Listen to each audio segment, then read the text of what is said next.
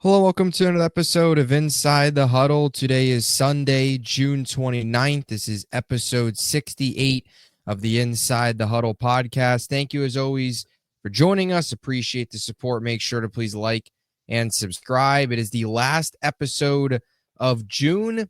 July right around the corner. Training camp right around the corner, less than a month out. Almost exactly 1 month out from the Hall of Fame game. This is it. We're almost out of the final month without a live football game until February. So we're getting back, creeping back closer, excited for it. Today, a couple good topics in store as we continue to get through this dead period. But DiMari, how's it going, man? Yeah, I'm pretty good. Like I said, we have a month until the Hall of Fame game. I know it seems so far away, but that's just 4 episodes. So bear with us for Yeah. 4 episodes. We will be back in the swing of football. Yes, it's preseason. Yes, it's not really that meaningful, but it's better than nothing. So we will be back here in full swing, probably ramp up with some topics too as well. Soon as some training camp kicks off kind of towards the end of July, but we are inching back day by day. Yeah. Yeah, 100%. And obviously, as we were talking about a little bit now, just off air, but a lot of those guys in the Hall of Fame game are going to be, used car salesman, whatever, in the next year or so. However, most of those guys, especially once you get to the third and fourth quarter, when it's just guys fighting for roster spots, but still, it's football, and there is evaluation that has to be done during the preseason. Of course, all the rookies, you want to see what they look like, some new additions if they get playing time, see how they fit in. There is certainly something to take always from preseason games, and also training camp, right? The joint practices, those are obviously very important as well. So we'll have you all covered here. But yeah, just 4 episodes away. If you look at it that way, the time seems much shorter. Today, we're going to get into a couple different things. We're going to start with divisional rankings in the AFC, strongest to weakest. Then we're going to get to some way too early or early, however you want to call it. I'm sure we'll probably revisit this closer to the season, but AP offensive defensive players of the year, get into rookie of the year on offense and defense. Also get into some coach of the year candidates. So we'll break that all down, and we'll get into a little game of true or false on some of the biggest questions entering the 2025 season, just NFL questions in general. So we'll start today, AFC divisional rankings. Did this last year. We'll do NFC next week, so stay tuned for that. AFC, I think it's pretty obvious who's number one, but I guess we can kind of just start your overview on the AFC in general. We all know loaded with quarterbacks. You got a lot of new faces in the AFC West with the Raiders. Year 2 of Bo Nix. How do the Chiefs respond from, the Super Bowl loss? You go bounce around other divisions, whether it's Pittsburgh and Rodgers, AFC North. What does Cincy look like this year after last season? A lot of different things. Just your overall viewpoint on the AFC.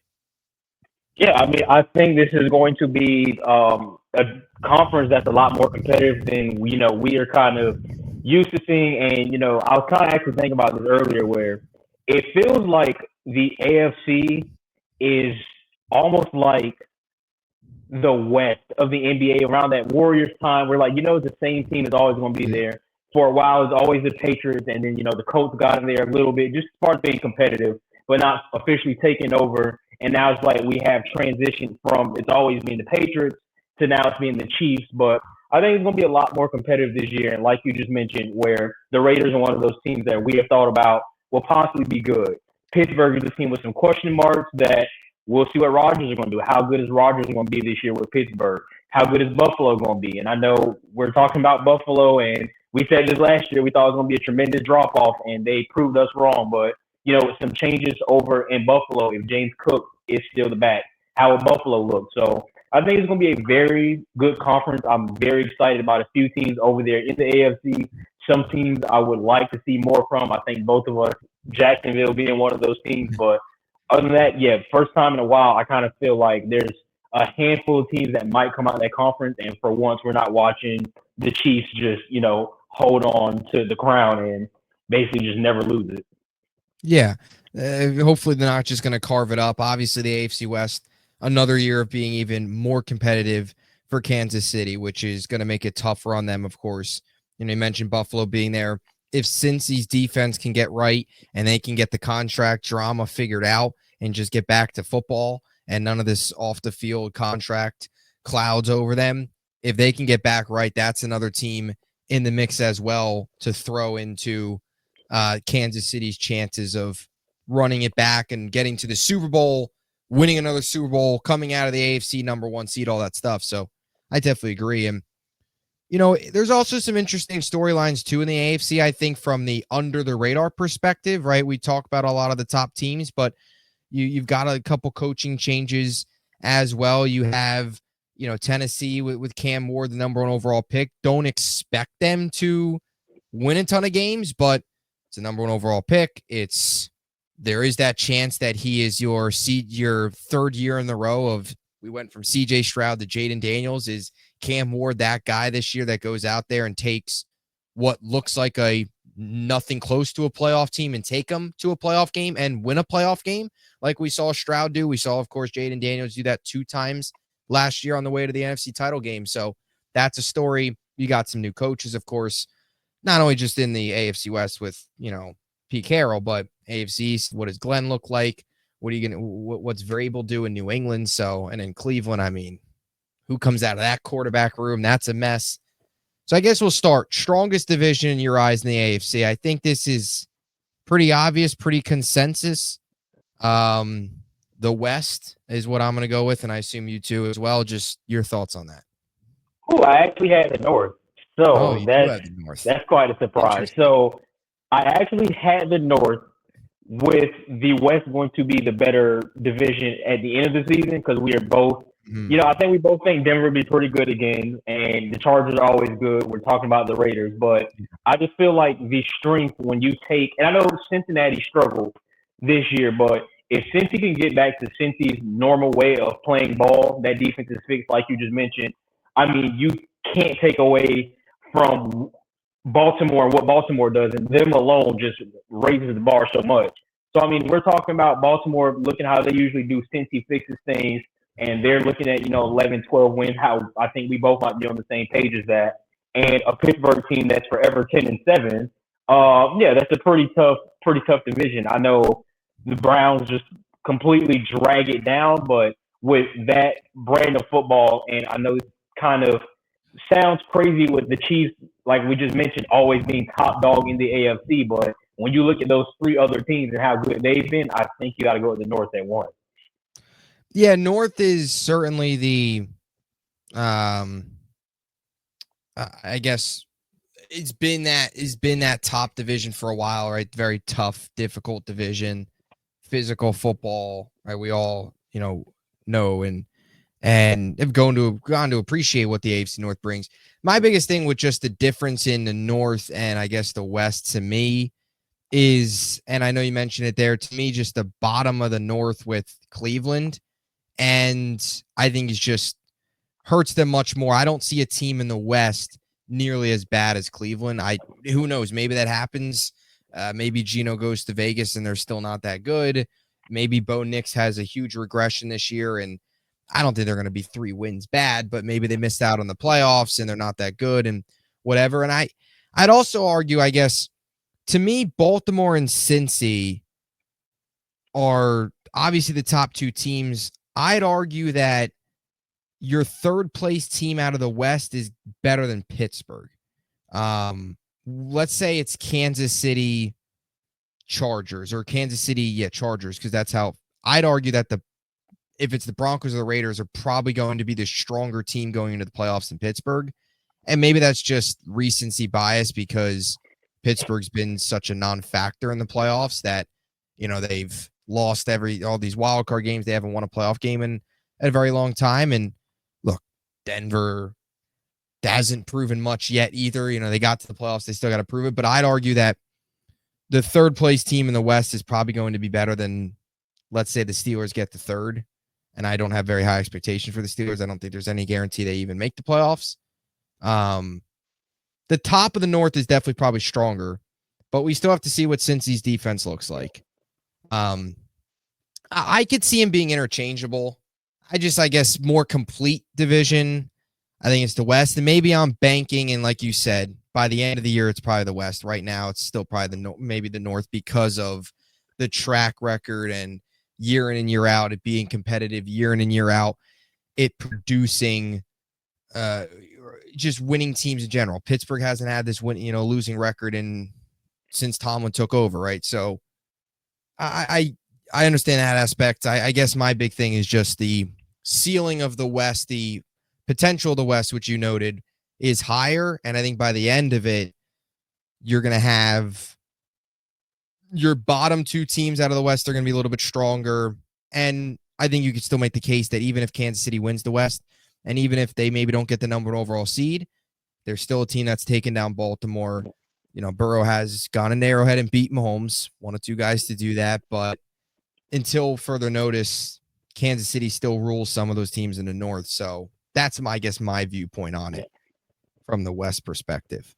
But then again, there's unknowns. We don't know if the Raiders are going to be good. We don't know if Bo Nix might regress. That happens. The Chiefs could have a really bad year. The Chiefs could have a big regression year, and they fall off. And not just dethroning, but maybe they don't even win the division. That's all possible. So I'm assuming West is 2, right, for you? Yeah, West 2. We might be on the same page as 3. I think we're going to go to the East. I know it's kind of Buffalo and everybody else, but we're both expecting slight improvement from the Patriots. I know you are hopeful for your Jets and what Justin Fields might do, and Miami is Miami's Miami. You're not going to really say much on Miami. Miami being Miami, and then obviously the AFC South is kind of a one-man race, unless, like you just mentioned, Cam Ward possibly surprises us. Maybe Jacksonville, Trevor Lawrence figured out their weapons over there, but I just still don't think that division is better than the East. So, yeah, East at 3, South at 4. Yeah, I agree with that. I want to go back to the AFC North and West for a second. I'm interested. If you rank the quarterbacks and head coaches, where do they stand? So, if you combine the two divisions, because then this is actually good for the conversation. If you take, let's say, the 8 quarterbacks, number 1's probably Mahomes, right? Yeah, Mahomes. I would say Mahomes and Reed at Mahomes, 1. Reed, probably Lamar and Harbaugh too. Lamar and Harbaugh at 2. Harbaugh, Burrow. Yeah, sorry to cut you off, but Burrow. I mean, this is a different debate. You can make the case for Burrow over Lamar, but Harbaugh over Zach Taylor. Absolutely. Yeah, I don't think there's much of a debate there. So I agree. Lamar, Harbaugh's more complete. Then Burrow, Taylor. Just for Burrow's sake of how he carries. I think you go Burrow there. I'm going to go Rodgers and Tomlin at that next 4 spot. And I know Rodgers, not going to talk too much on it, has not looked too good last year. Injury, still kind of getting back from that injury, but now we're going to see a second season back from that injury. We obviously know the deal with Mike Tomlin. Don't have to spend much time on that one. So I think you go with them at 4. Probably Harbaugh and Herbert at 5. I guess. Yeah. Tomlin's got. Yeah, I mean, Tomlin's got the advantage in my eyes. You guys, right? We both like Tomlin, but especially I've, always had a very high regard for Tomlin. I think he's actually doesn't get enough respect. So I agree. To me, it's Tomlin, though, obviously, that takes him over the top. I'm taking Bo Nix and Herbert. And maybe, Geno's debatable. They're probably going to give you about the same. Yeah. Part of me wants to go, I don't know. It's tough. But, okay, let's say Rodgers, Tomlin 4. Then 5 would be, it's tough between Harbaugh, Herbert, Peyton, Nix. Because the Peyton, Nix, there is a higher ceiling, it feels like. But we still don't really know. Harbaugh, Herbert, feels like you know what you're gonna get. I mean, my argument on that, no, Harbaugh is just now getting back to the NFL. But if you look at his previous times before he left to go to Michigan, you know what you're going to get out of him. And I mean, I'm not a big fan of Justin Herbert. I kind of think he is a little too glorified, but he is a guy where you do know what you are going to get from him. And trying to get the benefit of the doubt, a lot of injuries, just time there, the weapon isn't the best. Now we're going to kind of see some more weapons, how they might look. So I think you see a better year out of Herbert this year, which is just slight, gives him the advantage over Bo Nix because, again, the Bo Nix is slight recency bias. We got to see how year 2 looks for him. 100%. Peyton Nix, I would put behind them. Yeah, put them at 6. I say Gino and Pete. And who Stefanski and a clown. Yeah, whoever they throw out there. Maybe me, you, Shador. Whatever. I don't know yet. Out of a hat. Who knows? Yeah. Stefanski himself might have to be coach quarterback combo there. Yeah. So, all right. So, I mean, the top, number 1 Mahomes, and then your middle range is the North, and then you go to the South, and then the weakest is, the bottom of the North there with Cleveland. Yeah. So it's close. I guess I'm more North, more the track record. I guess I'm more so banking on the potential of the division, and that being that you get, 4 teams that all have a chance at the playoffs, 4 teams that, team in the Raiders that, of course, improved a lot, team in Denver with a young quarterback. We've talked about it. So that's that. And I agree with you on the East and the South. The East, I think, it's crazy where we were a year ago with the East. Because I'd argue a year ago, the East was almost the West of this year, where you had Rodgers, you had the Jets on the right. We knew what the Bills were. And Miami, still, in your opinion, was like, for me as well, they were still going to be in the mix. And New England, we knew was going to stink, but you had those 3 top teams. You had what we all thought was 2 potential Super Bowl contenders in the Bills and the Jets. Now it's not the case. It's really the Bills and anybody else. Everybody else. I mean, maybe New England has a really big surprise year. I've said it many times. I think the Jets are going 7-10. So wherever that puts them, I think that's probably 3rd place. Miami, we've talked about it. They have just plateaued and they're beginning to just regress. So agree with that. And the South is what it is. I mean, you got Daniel Jones and Anthony Richardson battling it out. That's all you need to know about Indianapolis. You have a Jaguars team that has a new coach, and Liam Cohen maybe can get more out of Trevor Lawrence. He was able to have success with Baker Mayfield. Can Trevor Lawrence have that surge here as he hits the, I don't really want to say necessarily middle part, but hits what should be the prime of his career? Who knows? Tennessee, there is that chance. Cam Ward has that big year, gets to the playoffs, does what, Stroud, Nix, and Daniels were able to do. Houston's the big one, but I think Houston is top. The second, third, and fourth teams in the South are, to me, still weaker than what the East brings. And the floor is much lower. I mean, Daniel Jones is under center in Indy. There's nothing to be excited about there. If Cam Ward's going to have rookie struggles, there's nothing there. And there's not much talent around him. And if Trevor Lawrence is Trevor Lawrence, that's pretty boring brand of football there as well. So at least in the East, you have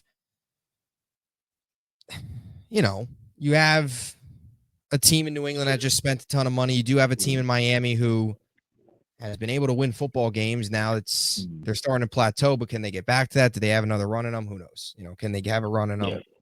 So, yeah. Yeah, I was going to say surprises. I mean, I think we are kind of forgetting how good Miami actually was before this last year. That was an exciting brand of football. Very good team. It's just December time, the temperature dropped a little bit. Miami fell off. So if that team can kind of figure that out, and of course Buffalo, New England might be this year's version of Washington. They got some talent now.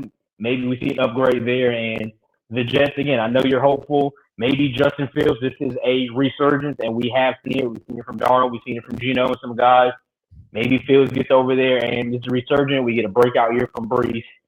Yeah. It's a lot of unknown. It feels like almost with the AFC South, you kind of know it's going to stink Yeah. Like you said, it's Houston, no one else. But the East, it's unknown, and Buffalo's gonna win it. They're gonna run away with it. Yeah. But 2 through 4, anything could happen with 2 through 4.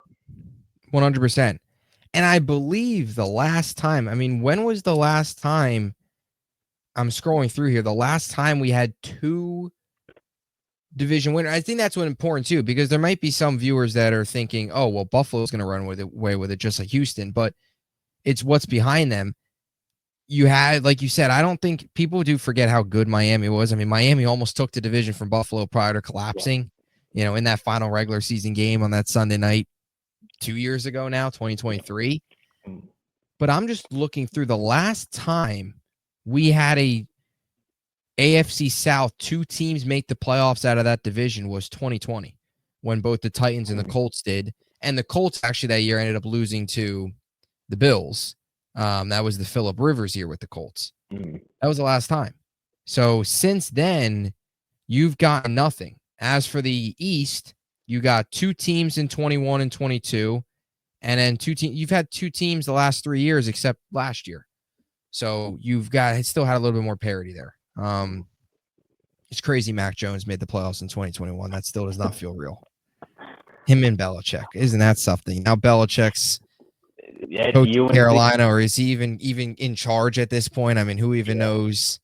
And Mac Jones is backup for the San Francisco 49ers, basically on life alert for his career, essentially. So, anyway, those are the AFC rankings. The Northwest debate there, but both agree on the East and South. And I think that's pretty clear. I think a lot of people would differ on the East or the North and South, but I think the East and West is pretty clear going in here.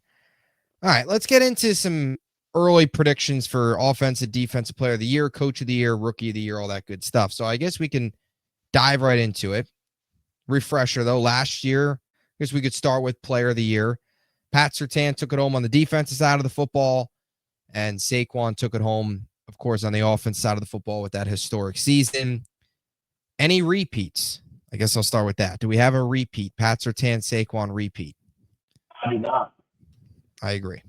So I guess we could start offensive side of the football. Who do you got? I'll take scorching hot. Scorching hot. I might be right there with you, because I think the guy I picked is kind of a hot take too. So I'm curious. Let's see. There's a guy that I have that has a wide receiver 2 over on his side now. It's been a while since he's had a wide receiver 2. Has broke the franchise record in, receiving yards, receptions, that type of stuff. Now you get a hungry wide receiver 2 on your opposite side that's looking for a contract year. You have a quarterback that's bouncing back from a season-ending injury that's kind of trying to prove why he's worth what he's worth. So I think CeeDee Lamb is going to be the offensive player of the year this year. All right, I like that. That was not my hot take. And maybe after hearing that, maybe mine wasn't a hot take. I guess for me, I haven't really heard this guy pop up in this conversation much. It feels more like the Jeffersons of the world, Saquon, Jamar Chase, Derrick Henry, even seen some Puka Nacua hype as well. Okay. CeeDee Lamb now, CMC, if he stays healthy, he's always in the mix. I'm gonna go Jahmyr Gibbs. Ooh, I like that. That is, I was earlier today when I was sitting down and I was thinking I could have went with the easy one and Chase, could have went with the easy one and said, Justin Jefferson, even though who knows what JJ McCarthy is, but as we say it all the time, it's not hard to get Justin Jefferson the football. He's going to go up and make plays. So just throw it in his direction. He's going to make plays. I don't really know Saquon. I was definitely not doing that. I'm not doing the back-to-back thing. That's such an easy way out. Nor do I actually think Saquon's going to win it again. But yeah, I'm going to go Gibbs. He's a beast, man. I do think at times Gibbs is actually a little bit underrated. Maybe not, but you look at the numbers last year, what he's able to do as a pass catcher and a rusher. 16 touchdowns last season, rushing touchdowns tied for first, 5th in yards. 517 receiving yards as well. I just look at Gibbs right now. He's entering year number 3.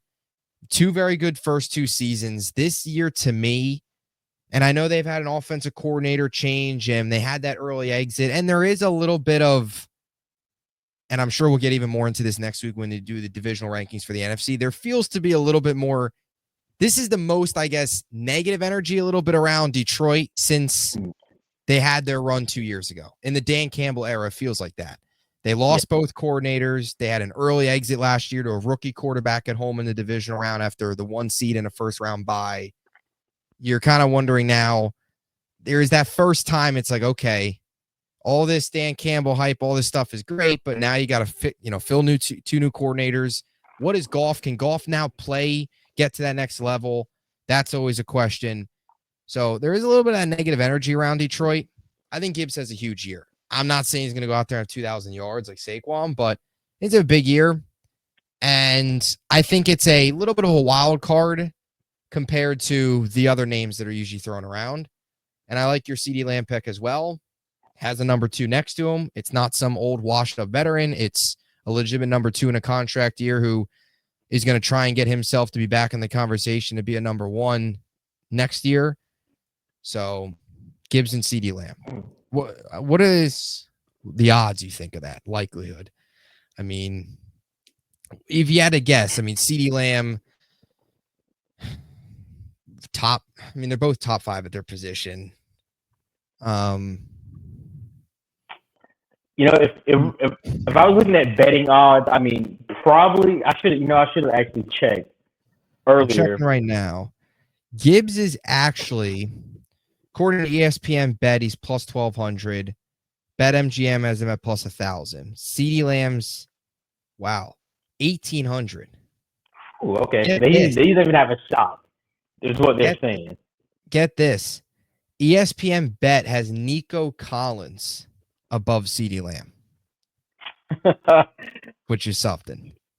That's something, but considering how good Nico is not ridiculous. Yeah. Nico's a dog. Nico is a dog. Definitely. Tyreek Hill, 3,000. Wow. So Tyreek Hill is behind a lot of guys. Interesting. He's behind a lot of receivers. Even Amon-Ra St. Brown's ahead of him. Neighbors is plus 3,000 as well on BetMGM. So he's tied with Tyreek Hill essentially. Biggest thing with Neighbors is, does he have a quarterback? Yeah. We know Russ is going to bring, but yeah, I like our 2 choices there. Yeah. I guess, what are your thoughts on the Gibbs, or any other thoughts on CeeDee Lamb as well? For Gibbs, I like it. I think you mentioned a great point. Going into year 3, you are expecting another jump from Gibbs, and you kind of also have to take into consideration that might be the most equally balanced backfield in all of football. So this guy isn't even technically, the lead back, and that still goes to Monty. A lot of the goal line situations goes to Monty, but we, I think, are both expecting another huge jump from Gibbs, and they're probably going to lean on him a lot more too. Obviously, you still have Montgomery there. Obviously, Jared Goff too. I think this year has proved a lot of people, despite not looking too good in the playoffs, has kind of proved to a lot of people are like, I can carry a team. I can put a team on my back. But yeah, I think Gibbs is a guy who's going to take another jump. I think that offense is going to be heavily centered around what Gibbs brings, because like you mentioned, him as a pass catcher and as a runner adds a complete different element to that offense. So Gibbs as the offensive player of the year, I like that, and that's my future fantasy running back right there. So hopefully, if it all works out, then Gibbs is the offensive player of the year, plus my fantasy champ. It's funny. I don't know if I should take him in fantasy, because if I take him, forget about it. It's terrible. We got to get in one of these days, one of these episodes. We got to get into some of the fantasy talk. And again, I recommend all viewers to not take a single thing that I say and do it, because you're looking at a guy right here that is currently on a 4-year playoff drought, which is a joke in fantasy football. Yeah, and for my sake, 2 years ago, I was second on the board. I looked at Christian McCaffrey, I looked at Austin Eckler, and I I was right there. Austin Eckler. If I'm correct, I think I lost 2 games that whole entire regular season. It was a first round exit. So I'm just the Dallas Cowboys of fantasy, and it's quite fitting to choke in big moments. So don't listen to me. I was a victim of the Austin Eckler hype train. Yeah, got us both. I got sucked in. I do want to mention one more thing on Gibbs. You look at his numbers this year, very similar actually to the numbers that Christian McCaffrey had in 2023. 1,412 rush yards, 517 receiving yards. CMC, the year that we all took Eckler, because, why not? 1,459 rushing yards, 564 receiving yards. So CMC obviously a little bit higher, but Gibbs was pretty close to that production last year. Now, of course, Saquon took his game to another level and put up production that we haven't never seen before.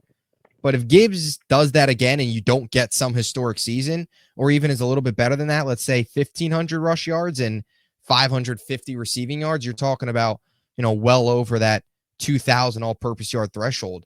He's going to be right in the mix. And just, again, touching on the CeeDee Lamb aspect, I think the biggest thing with Lamb, not only just having Pickens there, but he's got his quarterback back as well, and that's a big deal.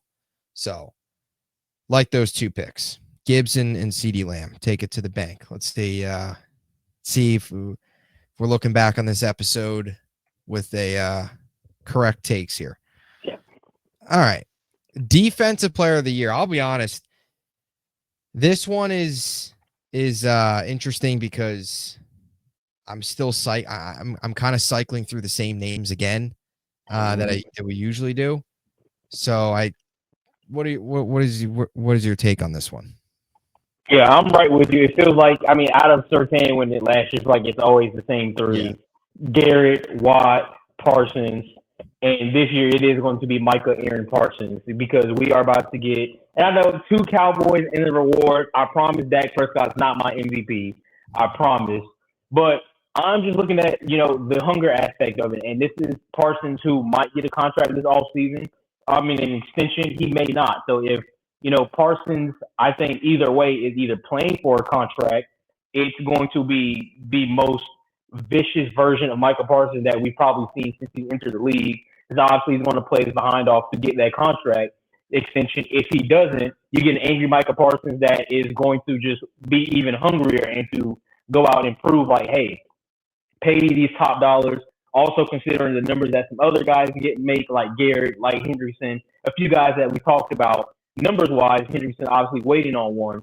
Parsons, it's basically going to be a way to prove to the Cowboys, like, hey, you should have paid me when it was time, or now it's time to pay me.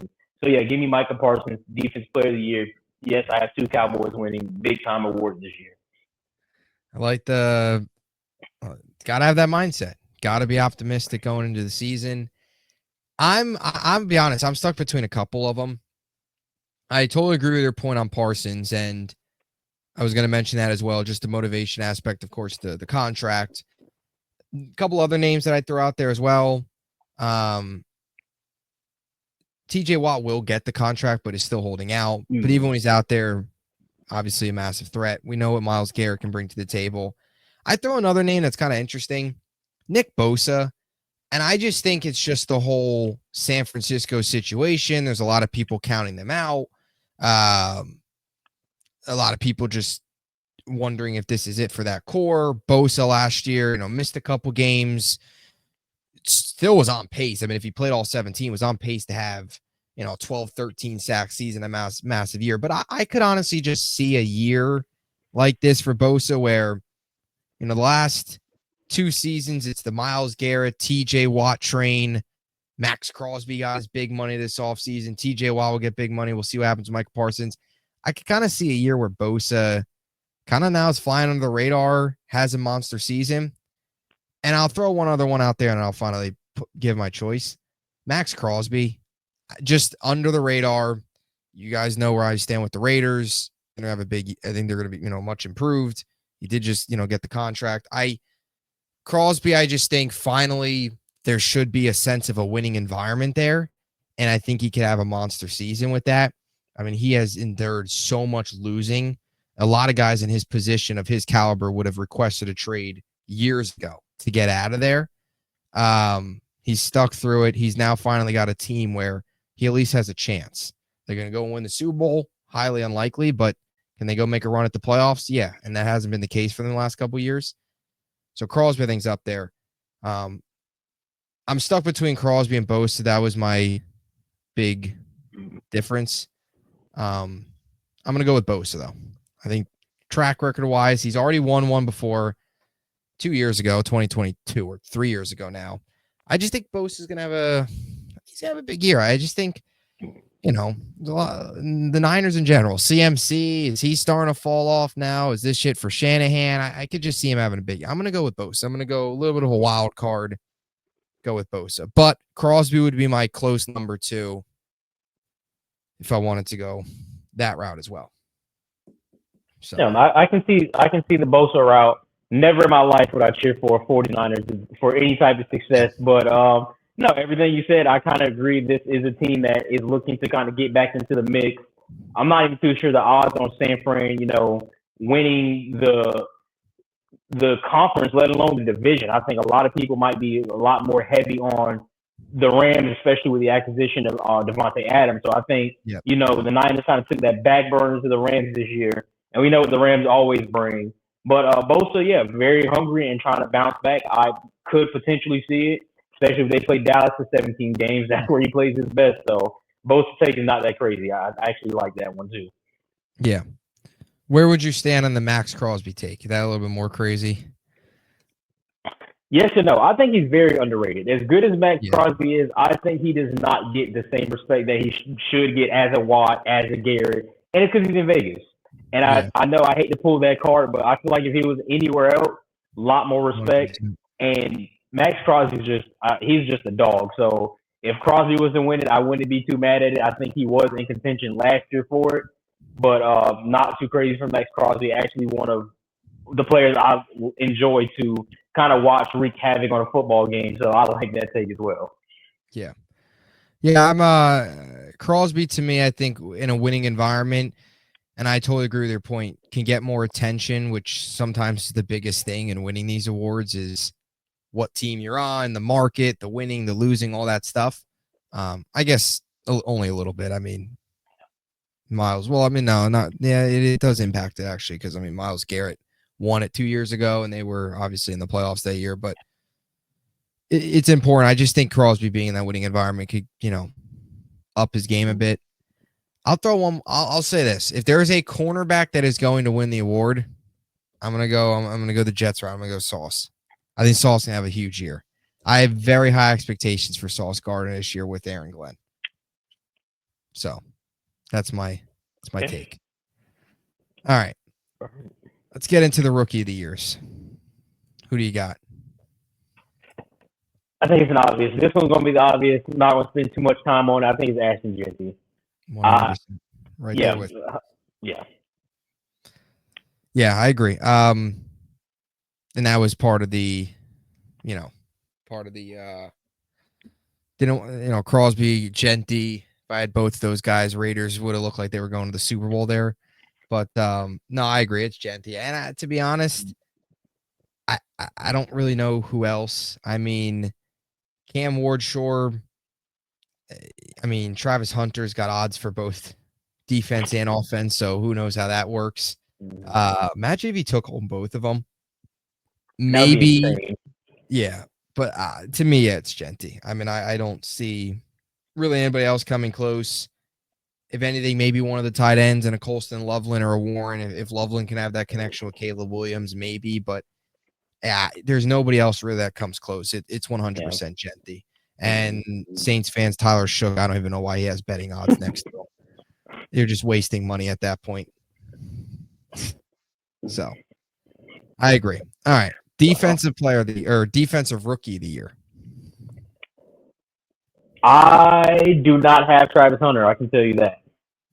I'm going to go Abdul Carter. I'm there with you as well. Yeah. Another one I won't spend too much time on, but I know we kind of talked about last episode. We're talking about some players that's kind of a make or break year with Thibodeau being up there for the Giants, but you got Brian Burns there, and it's just a lot of mouths to feed for the Giants in a very good way. So I think Abdul Carter kind of feasts off of that, has a very big year. Do it for 15 games, not the two where you are playing our very injury prone quarterback. I can tell you that. But I like Carter to have a very big year and win that award. I agree. Anybody want to throw Shamar Stewart out there? Figured I'd do it just for the laughs. Okay, well, maybe next year when he's rookie most likely to re-enter the draft. Shamar Stewart, the first ever NFL award, goes to Shamar Stewart. I agree with you. I think it's Abdul Carter. I think it's pretty obvious. I could make a case, I guess, for Mason Graham. I do like Mason Graham actually a lot. I know there's some concerns about his arm length and overall size there, but to me, Myles Garrett on the outside, what he's able to do, creating havoc. I just think Mason Graham's a guy in that interior, can really feed off of Myles Garrett on the outside, them focusing on him, Graham in the interior, getting through. So I think Mason Graham, if he would be he would probably be like my number 2. But I agree. I think it's Abdul Carter. I mean, and I know it's only OTAs, but there's already been clips of him just destroying, the guys in front of him. Just the Giants' defensive front in general, with him or Burns. You've got, of course, Abdul Carter now. Thibodeau, who's a little bit of an afterthought now, but still a guy that can play an important role. It's scary up front for the Giants, 100%. Yeah. Abdul Carter, he's just a monster of a human being. Tough to stop. And, he was the 3rd overall pick for a reason. So I agree with you on that one. I think rookie of the year, pretty clear there. Genty Carter. All right. Coach of the year and then true or false. Who do you got for coach of the year? I'm interested. Are we doing MVP? MVP. Yes, we do have MVP. Coach of the all right. Before we get MVP, coach of the year. Yeah, that works. You might. I think you're going to enjoy this one. Absolutely not. I'm probably most likely to get fired after week 7. But I mean, if Genty and if your take of Max Crosby is winning 2 awards, it has to be Pete Carroll, right? I think we spent a lot of time talking about the Raiders and how good they may potentially be. So it's gonna be kind of refreshing. It's gonna be almost like a sense of completeness to see Pete Carroll back on the NFL sideline. That Raiders team is gonna be good. We're high on them. I think Pete Carroll wins it. Yeah, I'm actually with you on that one as well. We've talked about it a lot. I had Genty, I had Crosby in the conversation. Thinking about those guys, I threw Carroll right in the mix for the defensive or the not defensive rookie of the year, for the coach of the year. We've said it a ton, but I also just think what helps Carroll's case is what he's taking over, right? You can make the case for a lot of these guys to win coach of the year, but like a Dan Campbell, he'll be in the conversation. But the thing is, Dan Campbell has built this up now. He's been very good. I guess my point is really the number one thing with winning coach of the year is the situation that you come into. Brian Daboll winning coach of the year, making the playoffs and taking over for a terrible, a team that was quarterback sneaking on 3rd and 10. That was massively impressive. To me, Pete Carroll's in that similar situation, taking over a horrible spot, an organization that has rolled just terrible quarterbacks out there week in and week out. He comes in, couple years out of the league, comes in now, and if he can get this team in that division, in that conference in general, and let's be honest, Geno Smith's an upgrade, but if we're being real, he's probably the worst quarterback in his own division. So from the Pete Carroll perspective, you're taking Geno in a conference with Lamar, Burrow, Mahomes, Allen, in a division with Bo Nix and Justin Herbert, right? Stroud. If he gets Geno through that and gets to the playoffs in year 1, that's impressive. And I think there's a great shot that he does. So I agree with you on that one. I think Pete Carroll, that's really it. I can't think of a second one. Do you have a second one? The only other one I would probably consider, and again, this is Maybe I hate to throw Vrabel. another cowboy out there. I was thinking Schottenheimer, or however you Mhm. pronounce it, just because you look at again how bad that team looked last year, and Yeah. I know this is a team that we're talking about 12-5, 3 straight years, and last year was kind of an outlier for how bad they looked. But quarterback injury, wide receiver injury, CD was hurt, in that year. The departure of DeMarcus Lawrence, like this is a kind of a new roster, not really, but the expectations are high for Dallas. A lot of people think we're finishing third in the division, don't make the playoffs. I think the over under win total was 8.5. So, we're looking at 11, 12 wins, and just say 11-10 and you make the playoffs. He has a strong case. If we're talking about 12 wins and obviously win the division, make the playoffs, it has to be, Scotty, just depending on how the Raiders look this year as well. That's like the only Yeah. other option. Do like the Vrabel one though, depending on again if New England can kind of take that Washington type jump. Obviously, Yeah. not saying get to the title game, but if New England can kind of sneak into the playoffs, maybe win a wild card, yeah, I could see Vrabel as an option as well. Yeah, and I just think the improvements they made on that roster, it sets Vrabel up to be in a good spot to do that. I'd love to say Aaron Glenn, but I just I don't see it. Yeah, that's it. I agree with Schottenheimer. Maybe could this be a year for I don't know a D'Amico Ryans? If let's say the Texans go out and win 13 games and get the number one seed, like they go out and have a monster year, could this be a year for D'Amico Ryans to really break through? Right? Maybe Yeah. NFC wise, I mean, I don't know. Ben Johnson to me just doesn't. I just don't think he's no. And I think the Bears can actually do well. I think Ben Johnson's going to do well. I don't know. I just don't think maybe he is. If he turns Caleb Williams into amazing, sure. But NFC South, no. Maybe Todd Bowles. Probably if Tampa has like a huge year, 13 win season or something, maybe. But yeah, I think Pete Carroll's pretty solid. And Schottenheimer as well. He's walking in right to a team with really good quarterback play if they can stay healthy. Can have some success. I mean, can go out there and easily win 12 games. So, all right, MVP.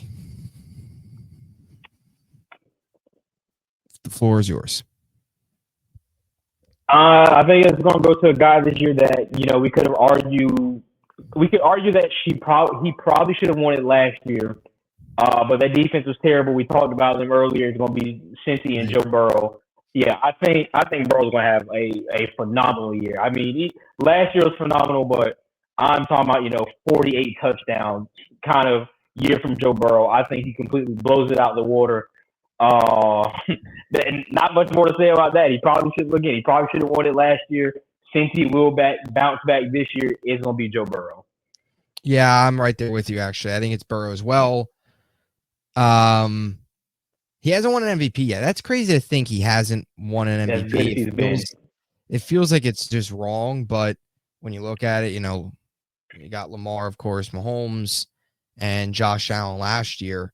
It's crazy to think that Burrow hasn't won an MVP yet, but he hasn't. So he's got to. I want to be a little off topic. Sorry to cut you off there. Oh no.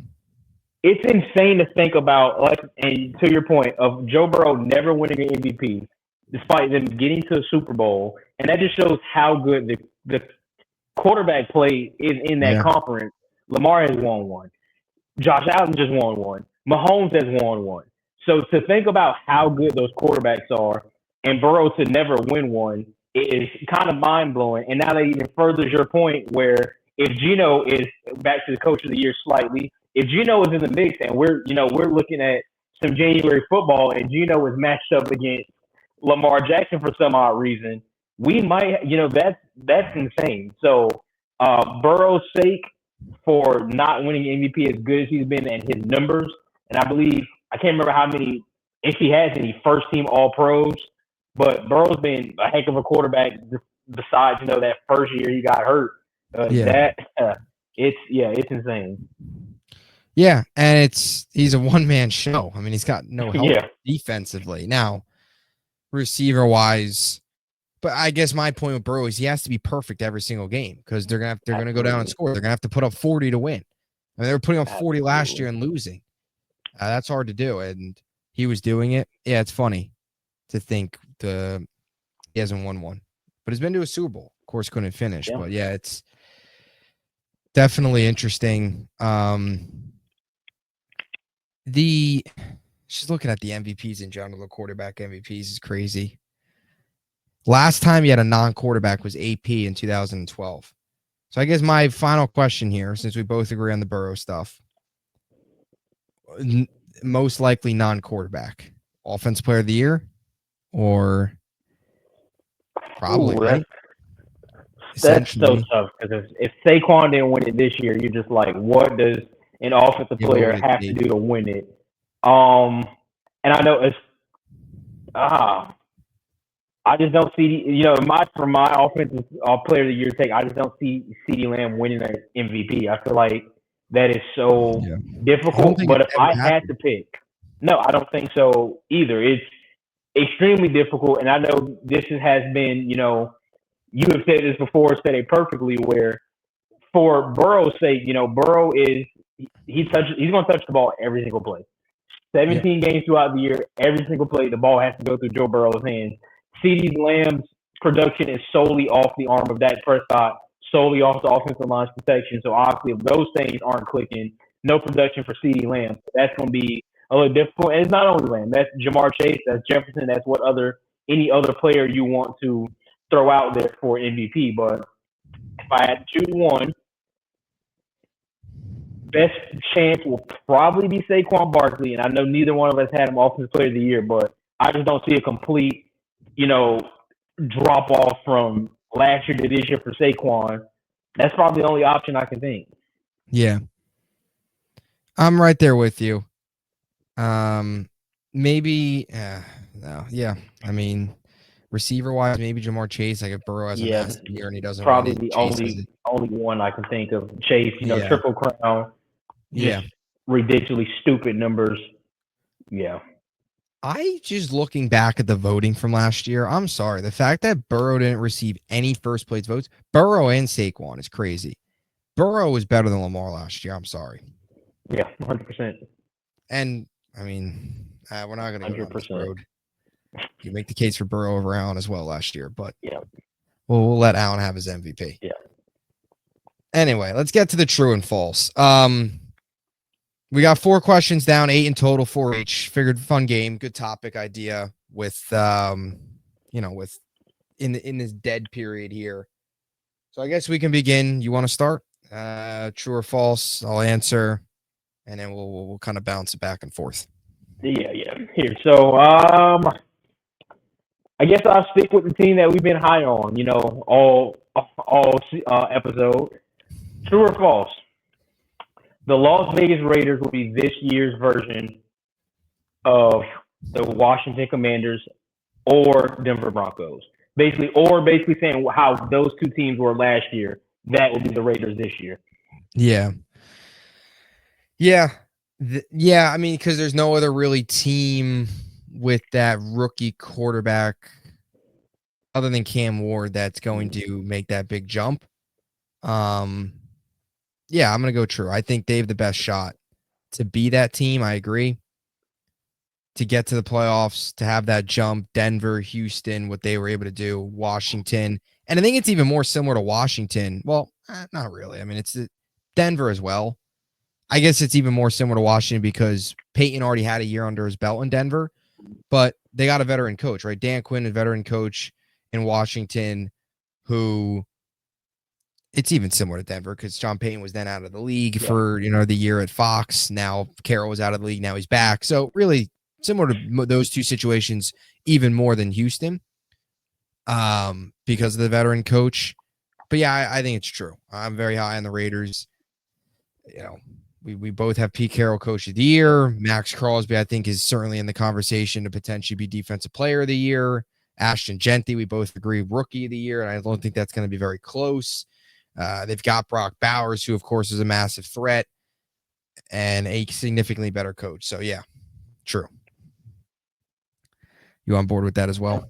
Yeah, I'm right with you. All right. Right with you. Number one, we talked about this team a little bit earlier. Will this be Kyle Shanahan's last season in San Francisco? That's tough.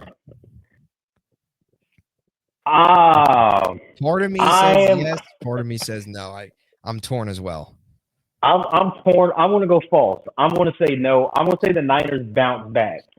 I'm not talking about 11, 12 wins bounce back. I do think they make the playoffs and they are, a probably a 6, 7 seed, maybe just get in there. But Purdy on a contract year, IU trying to bounce back and kind of prove himself. Kittle getting an extension, McCaffrey trying to bounce back, Saleh back as the defensive coordinator. I think this is a year for San Fran to prove, hey, last year was a fluke. We're back. We kind of restructured how we wanted to. Let's prove why, we are still one of the better teams in the NFC. So I want to go false, and Kyle Shanahan will remain coach after the season. Yeah, I tend to agree as well. For me, and it's not even so much that I think the Niners are even going to bounce back, although I did take Bosa to win Defense Player of the Year, so I'm maybe contradicting myself a little bit. I think a lot of it depends on the health of Christian McCaffrey, because we saw last year, Mason then missed some time, and it was Isaac Garendo. I mean, those guys are not even close to CMC's level, and that killed the offense. You also had no Ayuk for a while there, and that's a big deal. You're missing your top guys, so they hopefully get healthier for their sake.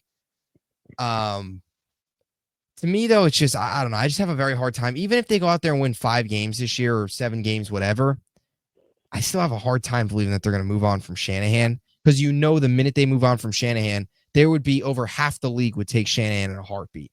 And I just think San Francisco looks at that and says, like, are we really going to get anybody better than that? Right? Maybe they do, but I don't know. If anything, you move on from Shanahan, you're entering a rebuild. You're not moving on from Shanahan to try and get the next coach to get you over the top. That should have been done after they probably lost those back-to-back conference title games, if we're being honest. And they already lost the Super Bowl. I mean, they could have also moved on from him last year, but that's the time to do it, not after 2 straight missed playoffs and then, you start moving on probably from, who knows what CMC's future is at that point. You did lock up Purdy. That's also part of it too. Are they going to fire him right after locking up Purdy? I think Shanahan will have a headset on for the Niners this year and next year. I agree.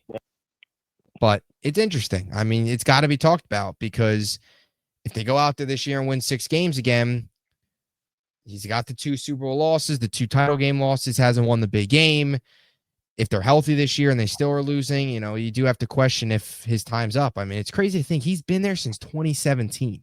It's crazy. It doesn't, I remember, the Chip Kelly season feels like yesterday, but it was already 9 years ago almost. Yeah. That's crazy. So, yeah. All right. What do you got next? I'm going to go over to the East Coast, and I'm going to go right similar to what you asked with San Fran, but true or false? Will Mike McDaniel be the head coach of the Dolphins next year? I'm gonna go. Wait, will he? Yeah. Not this season, but season after, will he still be the head coach? False. I think he's gonna be out after this year. I'm right on board. I think he's done.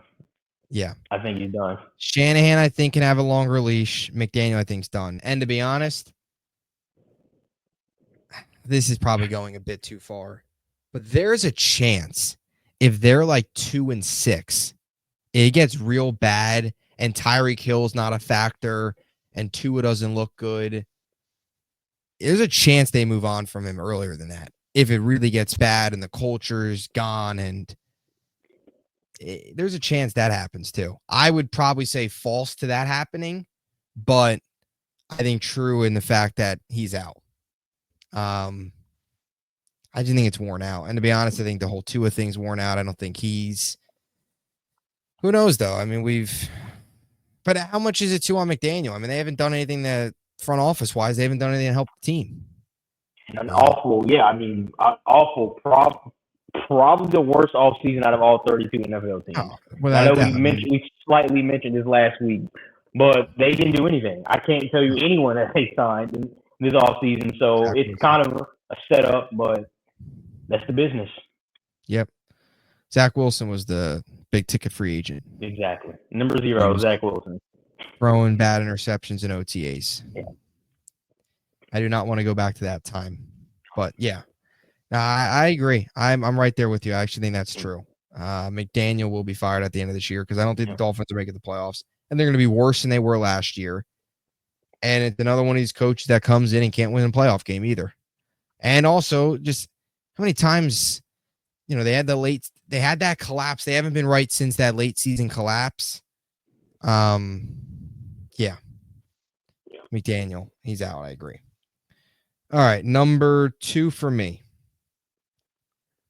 Bryce Young will throw 25 touchdown passes. Now, I did some more research. Last year, obviously, when you look at the numbers, I'll pull it up here right now. He had 18 or 15, I believe it was. 15. Now, that, of course, was post-benching or benching. He missed 3 games. You tie that out, that's probably 18, 19 for a full if he played all 3 games. His over-under right now is 18.5. So 25's, according to the odds, 25 is pretty high. But the reason I put him at 25 is you look out, number one, that's just, I feel like, a good mark. But overall, you look at just the touchdown leaders, 25 would put him right around the cusp of like that top 15, top 12 range. If he can take that jump, maybe even into the 10, like he could put his name, the 2 guys that had 25 last year was Love and Daniels. Herbert at 23, Geno 21. Can he get into that top 15, top 12 range? So that's my 25 touchdowns for Bryce Young. Does he have that big of a leap inside of him? I'm going to say true. You get Leggett in another year. You get McMillan, obviously, that they drafted.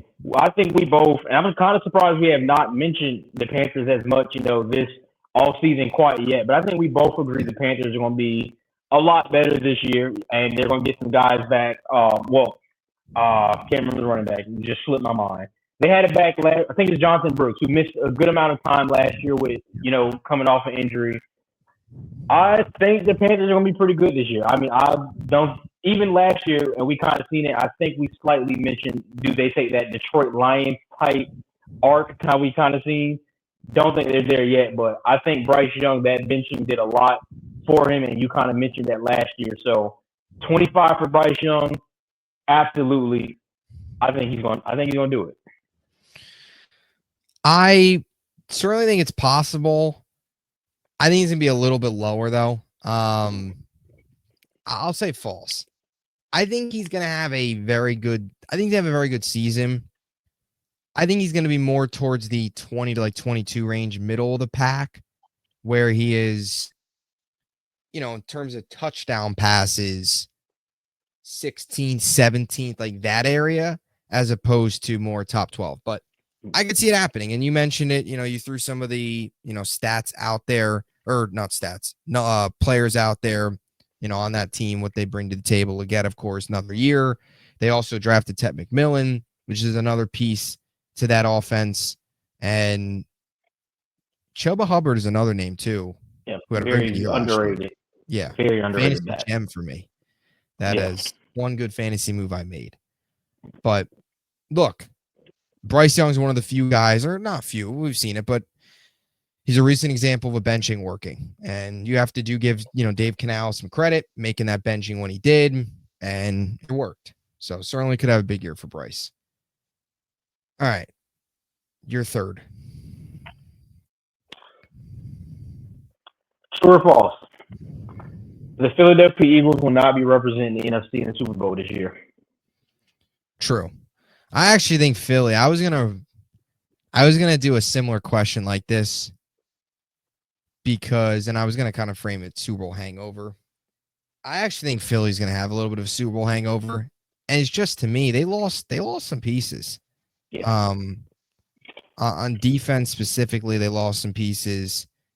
And I agree. Every team does. I don't think they're going to go back to back. I don't. I mean, I just think too when you look at the NFC is wide open as it always is, but I just no, I don't think they will. And I don't know necessarily why, other than just don't see it in them. Like Saquon's not going to have the year he had last year, and we talk about it all the time. Not to take anything away from Philly, but we said this 2 weeks ago, was it? If that game was in normal weather, they're not getting past the Rams. Yeah. So even their Super Bowl run, there was some questionable moments. I mean, even the Packers game, to me, it was more so the Packers played terrible in that game. Love, of course, was dealing with the injury. Then it was actually the Eagles playing well. So, yeah, I agree. I think it's true. You on board with that? I'm on board with that. All right. Speaking of the Rams, I threw this one in. Kind of a unique one, but figured it's interesting because it was a topic of conversation this offseason. And for a little bit there, it seemed like he was either going to another team or was maybe not going to play. Will this be Matthew Stafford's final season? He has the contract for this year, but after that, it's free game. False. I think he has one more in him after the season. I think the two stars in LA probably go for one more after their respective years as Braun and as Stafford. Just because I actually hot take. The Rams are my favorite to win the NFC this year. For something tells me the Rams are going to win the NFC.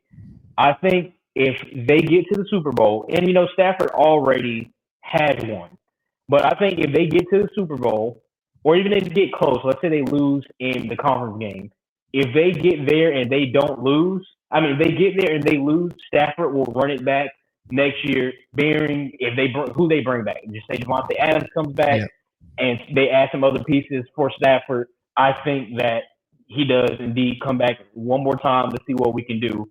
If they win the Super Bowl this year, which I think they have a very good chance, Stafford will retire and go out with 2 rings. But as of now, false. I think he runs it back again after the season. Yeah, I agree. I think he runs it back as well. So I'm going to go false there as well. Unless, of course, the Super Bowl, there's no reason for him then to come back after the Super Bowl.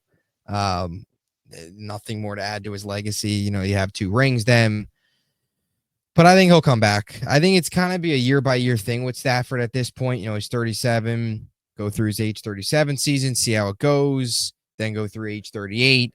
Like, I think it's just for the next year, 2, maybe 3 years, it's going to kind of be the year-by-year thing. I don't think we're going to get a definitive answer anymore on Stafford in terms of, I'm definitely playing that next season. I just don't think that's going to happen. I think it's going to be year by year, see what happens during the season, how he feels after, the position of the Rams, where they're at. So I agree. I think it's false. I think he'll come back and play. Super Bowl is a good point, though. If they win that, he's got no reason to come back and play. 2 rings in 5 years with the team. Pretty impressive stuff. All right, I believe one more, right? Yeah, one more. One more from my end. True or false? The New York Giants will be selecting a quarterback in next year's draft. Oh, that's a good one. I thought at first when you said selected quarterback, I thought we were going the Jets angle. Because in that point, definitely true, I do think, unfortunately. That's interesting. Are they going to be that bad? And what do they get out of Dart? It's a good one.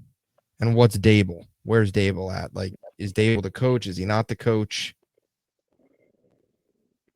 I actually think the Giants are going to be, I'll be honest, as much as we do joke about them, I actually think the Giants are going to be surprised a little bit this year. I don't think they're going to win a ton of games, but I do think they're going to be in games. And I do think they might have a couple surprising wins. I think they're a team that might be able to, you look at the schedule, you see the Giants, and they're going to come in and I think maybe make a surprise or two. Last year they were so bad. I think this year they actually could squeak out a couple impressive wins. Are they going to be bad enough though to get the number one? I mean, it's a loaded class. You're not going to need the number one pick. Yeah. You could be inside the top 10 and be in the range. I guess the biggest thing is if Manning's coming out, if he comes out, then I'm going to say false. I'm going to say they get enough out of Dart this year. Or maybe not even just enough out of Dart, but Dable's back and he likes Dart a lot and he doesn't feel the need to take somebody. I'm going to go false because I'm going to say Dable survives this year and Dart, let's say, plays average. I still think that's Dable's guy. He's going to roll with him. I'm going to go false. I don't think they will. Yeah, I'm right with you. I'm false. I think they win 6 games. That's not going to be good enough for, a top 5 pick. And like you mentioned with the quarterback class, fairly loaded. You can get a Klubnik, maybe an Aller kind of, later on in, 6 through 10, probably 6 through 10. So, all right, actually, I think it's a little bit of true and a little bit of false. False, they're not going to be drafting top 5 for the quarterback, but true, it's a potentially to be true. Depending on, like you said, this is bearing all on Dart, all on Dable, how that may go. But as of now, false, they're not going to pick a quarterback. They're going to roll with Dart and kind of see how that goes. Yeah, I think they'll get enough out of Dart this year, and I agree with you on that. I think they're probably in that 6-win range as well. And I think 2 of them might be like impressive wins. I think the Giants can kind of be that team. And maybe even Dart too. If they put him in late in the season, he potentially, have that boost a little bit, go out there and have an impressive win. I think they get just enough out of Dart to, especially Dable himself, to believe, because he's his guy, he wanted him, that was handpicked, to believe, hey, give me a full off season with him. Continue to build around him, focus more in the draft on building around him, maybe even figure out more pieces of that offensive line because it feels like for the 100th year in a row, we're talking about the Giants offensive line being a question mark, and go that route. But yeah, if they suck and Manning is out, let's say they win 6 games and Dart looks terrible. There's got to be that part of the Giants and just John Mara and the ownership aspect. And if Manning comes out and saying, we got to trade up, it feels so maybe, but I agree. I think I'm going to go false. All right. Final one here. Will this be, and we talked about it a little bit earlier about, maybe the Chiefs dethroning a little bit, but for now, or taking a step back a little bit, but for now, it's still the Chiefs at the top of the AFC. They still need to be dethroned. So I say this. Will this be Josh Allen's year to finally beat Mahomes in the playoffs, assuming they meet? Will this finally be the year for Josh Allen? Not to win the Super Bowl, not to get to the Super Bowl. Who knows? It might be wild card weekend. We're talking about it. But for now, it feels like it might be another one of these drama-filled or action-packed AFC title games, AFC divisional round. Finally be the year for Josh Allen to take down Mahomes. I'm going to say true. I'm going to say yes. If they meet in the playoffs, Josh Allen will beat Mahomes this year. There's not much analysis for it. It just has to be done. That's it. Not continue to let Mahomes own you. To a point, it looks, it just looks bad. At some point, it gets out of hand. This has to be the year where Josh Allen finally gets it done. The only thing that scares me is the weapons on the offensive side, but we know Josh Allen is a one of a kind game elevator. But this is the year I think America wants this to be the year where Mahomes is no longer kind of in the mix of things. So I'm going to say yes. Yeah.